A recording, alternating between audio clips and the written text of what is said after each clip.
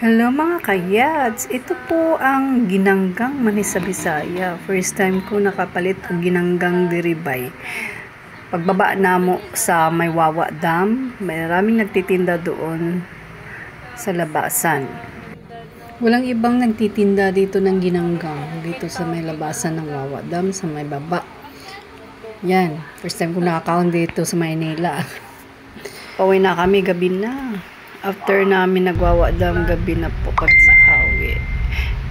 Madilim na. Naputol po ang video dito, hindi na po buo kasi this time is nagka-problema po yung bunso ko. Not feeling well, na mataas yung lagnat, kaya bumaba kami at naghanap kami ng pharmacy, naghanap yung daddy niya ng mabilhan ng gamot ng paracetamol.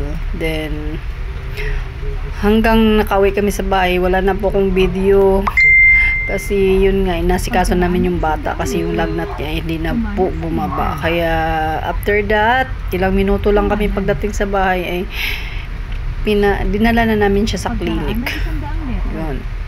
Kaya ito yung dinaanan namin pag uwi namin ng Cavite. Dumaan po kami ng San Mateo, then Marikina, lumusot kami sa may riverbank, then C5 na, then pauwi na ng bahay, ganon. Kaya yun lang, gabi na kasi late na nga kami naka-out doon sa may shop, kaya langanin yung time na pag-uwi namin.